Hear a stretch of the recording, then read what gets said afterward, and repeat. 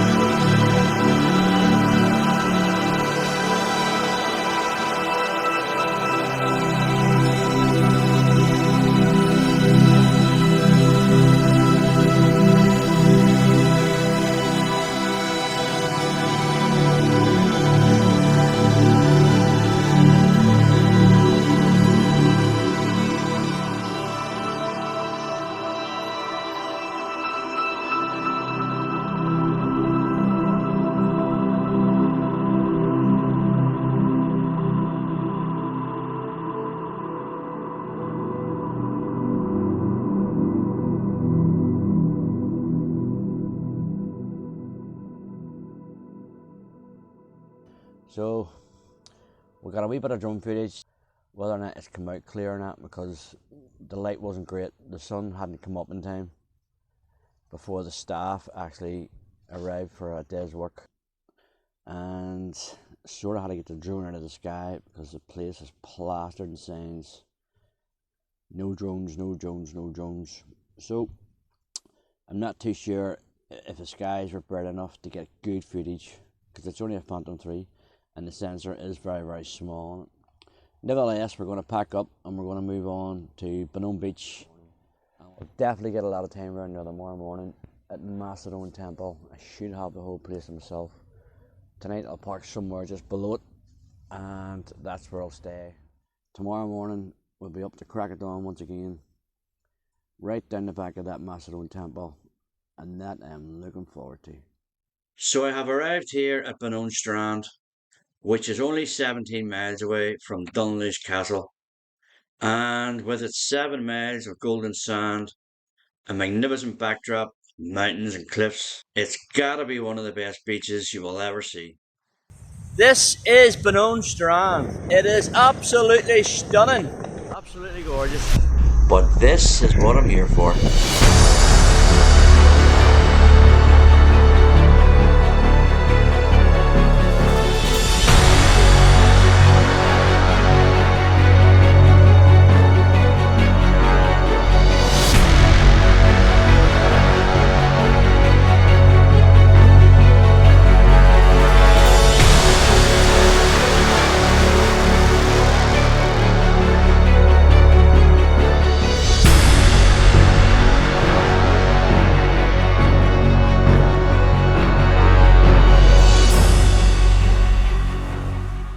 So between last night and this morning, I got a little bit of half decent drone footage, but I'm keeping an eye on these skies at the minute. I think my wee trip may just be coming to an end, but I can't complain. Remember, I only left the house with the intentions of going to the shops, then for a short drive, just to test the electrics out again. I didn't imagine for 1 minute, 4 days later, I would be heading home. These were probably a couple of the most relaxing days doing absolutely nothing. Usually I'm running about with tripods and cameras, all that sort of stuff, trying to capture and film as much as I can. But now the fun is over, it's time to knuckle down and get back to getting this van 100% finished. There is still a heck of a lot of things to do. I did get away again in the van up to Donegal, and a couple of trips to see the mighty Reds at Old Trafford, without the van of course. And now that winter is upon us, it's time for one final push to try and get this van finally finished.